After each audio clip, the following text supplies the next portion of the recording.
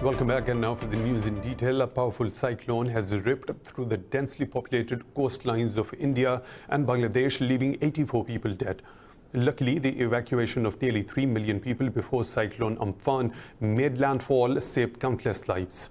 Officials said the full extent of the casualties would only be known once communications were restored. They said the cyclone devastated coastal villages and torn apart power lines, besides flooding over large tracts of land. The storm is the first supercyclone to form in the Bay of Bengal since 1999 and is equivalent to a Category 5 hurricane. Pakistan says the collective brutalization of innocent Kashmiris by New Delhi is one of the worst war crimes in history. Foreign Office spokesperson Aisha Faruqi said IOK has been under an inhumane lockdown and military siege for the last 290 days. Faruqi said Pakistan rejects Indian designs to change the demography of Indian-occupied Kashmir through its newly introduced domicile law. At the weekly press briefing, she said India is continuously targeting civilians across the line of control. The spokesperson said Pakistan supports the Afghan peace and reconciliation process. Islamabad urged all Afghan leaders to work together to bring peace to the war-torn country.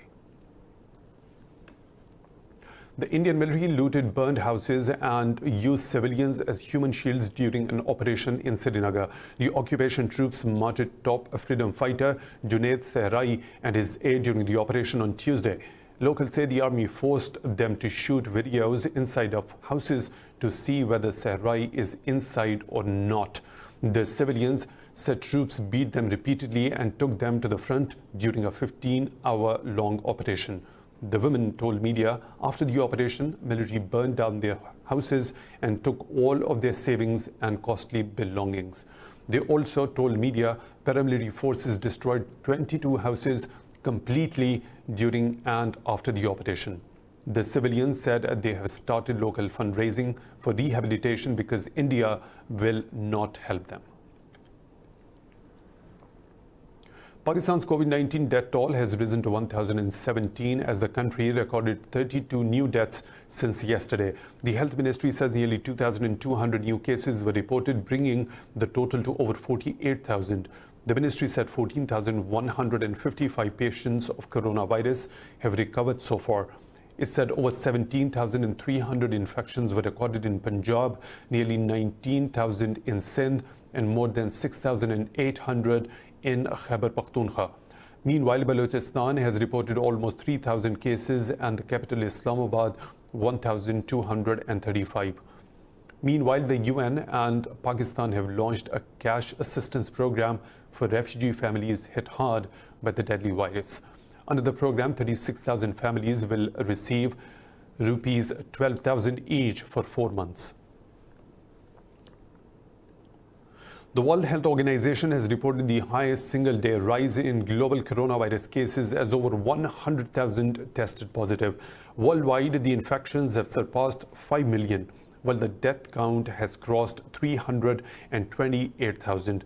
In the US, more than 1,500 people have died in the past 24 hours, raising the total to over 93,000. More in this report. Despite hundreds of deaths every day in the US, all 50 American states have partially reopened after a 2-month shutdown. The outbreak is on a sharp rise in Latin America, as Brazil has recorded 888 deaths and Mexico registered 424 in a single day. Meanwhile, the World Health Organization has warned that the pandemic is a long way from being over. In the last 24 hours, there have been 106,000 cases reported to WHO, the most in a single day since the outbreak began. Almost 2/3 of these cases were reported in just 4 countries. The pandemic is threatening to ruin tourism industry vital to many countries' economy worldwide. New Zealand wants employers to consider switching to a 4-day work week to promote tourism in the country. Greece has also announced to kick off its tourist season next month, with international charter flights resuming in July. Τουριστική περίοδος ξεκινά 15 Ιουνίου. The tourism season will begin on June 15th, a date on which seasonal hotels will be able to open. And gradually from July 1st, direct international flights will begin towards tourism destinations. There will be sample testing for visitors and health and hygienic protocols will be adhered, which will not cast a shadow on our bright sun nor the natural beauty of Greece. China's central city of Wuhan, where the pandemic originated, has issued a total ban on the hunting, breeding and human consumption of wild animals. The mainland has reported only 2 new coronavirus cases, including one imported case. The Taliban say any mechanism other than the Doha peace deal will further impede the already harmed Afghan peace process. In a meeting with the US envoy Zalmay Khalilzad in Doha, the group's leaders discussed the implementation of the pact. Spokesperson Sohail Shaheen says the Taliban told Khalilzad that further delay will only make matters worse. Khalilzad also met President Ashraf Ghani and High Council for National Reconciliation head Abdullah in Kabul. The US envoy said violence by all sides must fall as innocent Afghans have borne far too much in the war.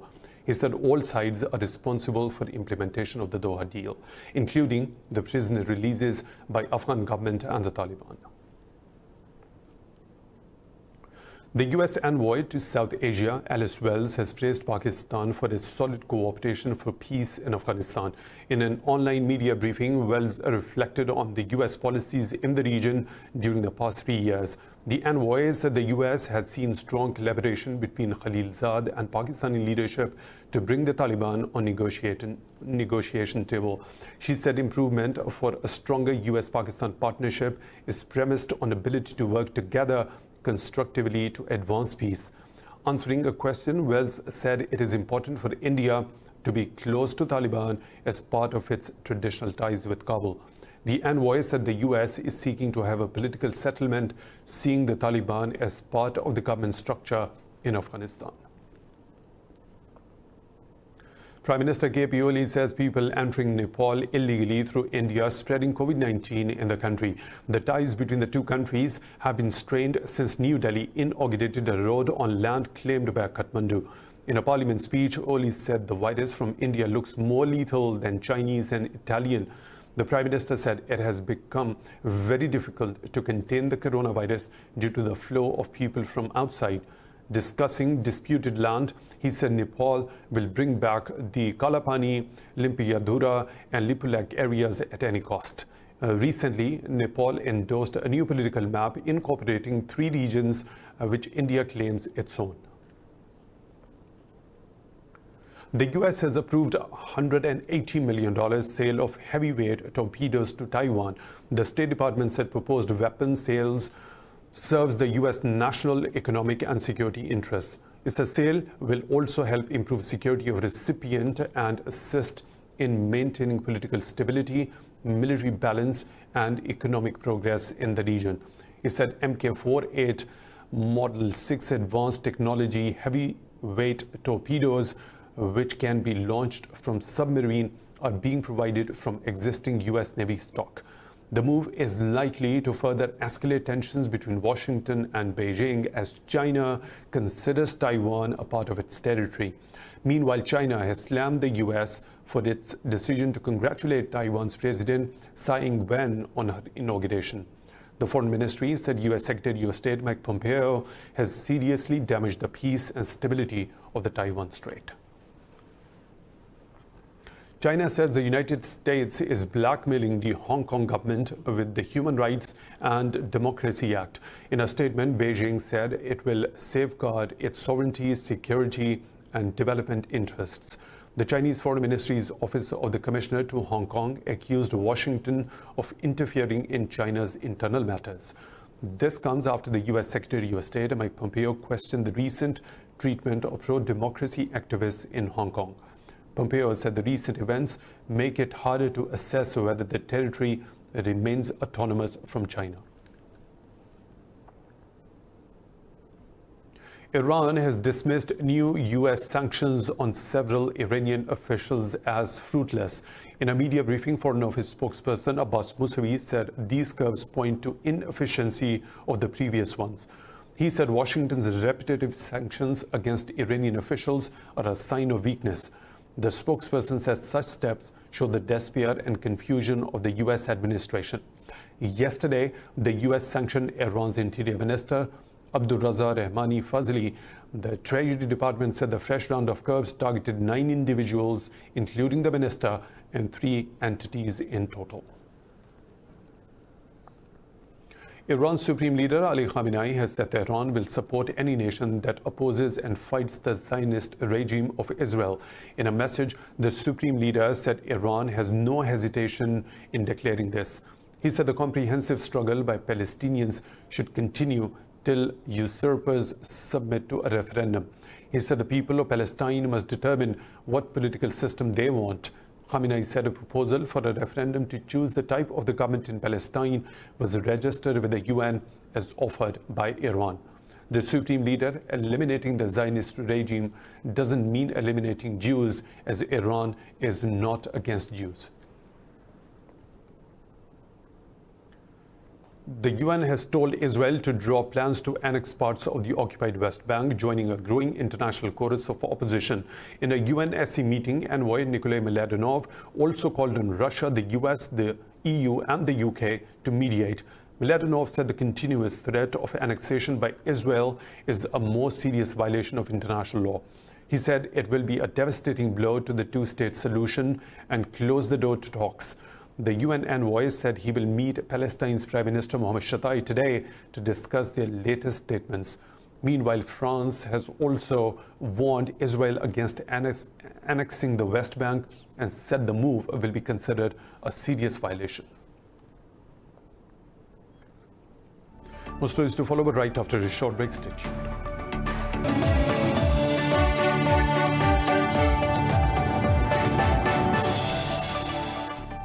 Welcome back. Russian Foreign Minister Sergei Lavrov and Turkish Foreign Minister Mevlut Cavusoglu have backed an immediate ceasefire in Libya. In a telephone call, the two foreign ministers supported the resumption of the UN's political process in the North African country. The two diplomats spoke a day after the Libyan National Army of warlord Khalifa Haftar said it had pulled back from some Tripoli front lines. Earlier, Libya's government of national accord said the forces destroyed 4 Russian-made air defense systems in Tarhuna city. Meanwhile, the Turkish Foreign Ministry said Ankara will target Khalifa Haftar's forces if its interests are endangered in Libya. Ankara has slammed EU Commission's Vice President Margaritis Schinas over his remarks on Turkey's failure to handle refugees. In a statement, Foreign Ministry spokesman Hami Aksoy said Schinas' remarks reflected the stance of Greece rather than that of a European Union official.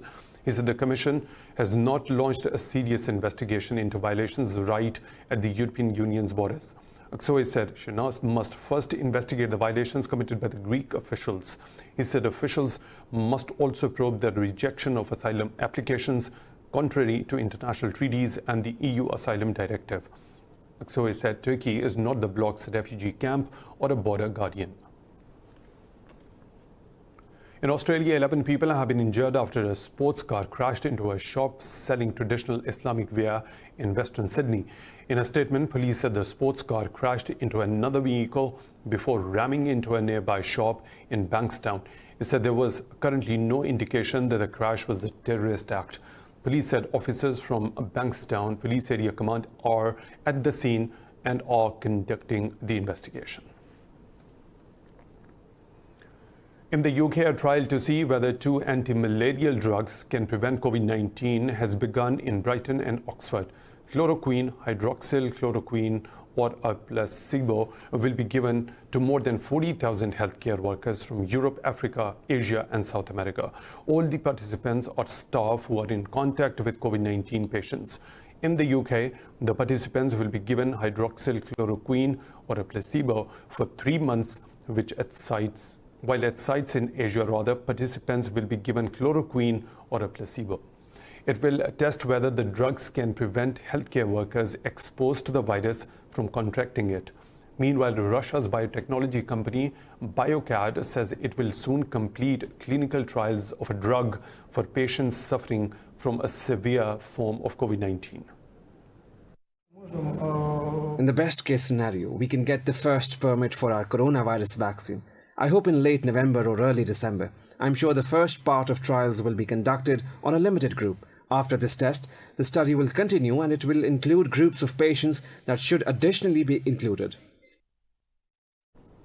Earlier, US President Donald Trump was criticized for taking hydroxychloroquine despite warnings it might be unsafe. Now, moving on, the UN Development Programme has warned that the global human development can decline this year for the first time since 1990. In a statement, UNDP Administrator Achim Steiner said the drop will be due to COVID-19.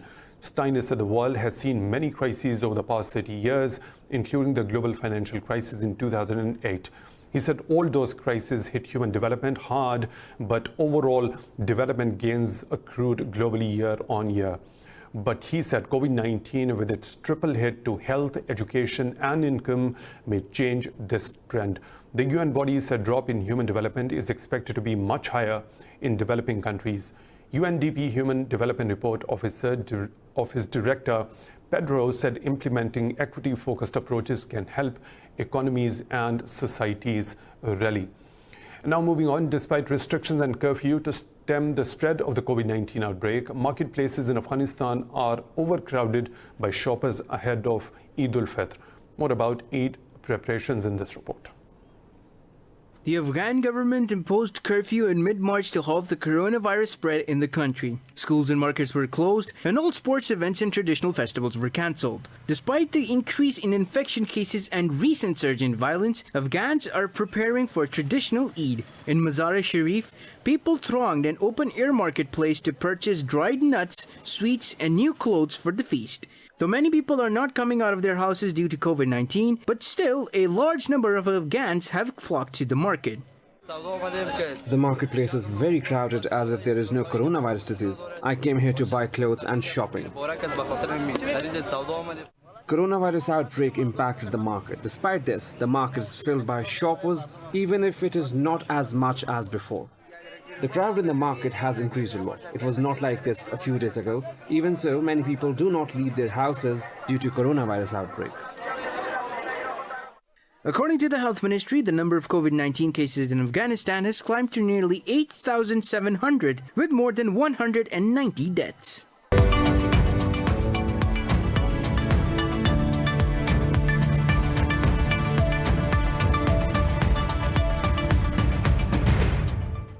European stock markets have declined after Eurozone PMI data indicated another slowdown in activity for region's manufacturing and services industry in May. Investor sentiments dampened, triggering a sell-off. Frankfurt's DAX has lost over 1%. CAC 40 in Paris is trading over 1% lower. London's FTSE 100 has lost nearly 1% after British hospitality chain Whitebread plunged 14%. In Asia, Shanghai Composite closed over 0.5% lower, while Hong Kong's Hang Seng lost about 0.5%. Seoul's Kospi bucked up the trend, while Nikkei 225 lost a fraction.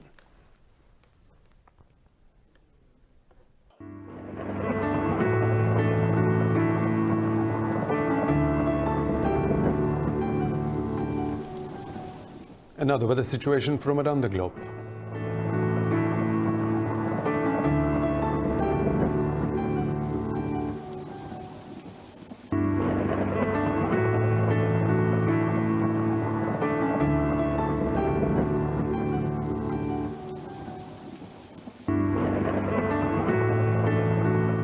And that's all for now. For the latest updates, you can follow us on social media at Indus Special.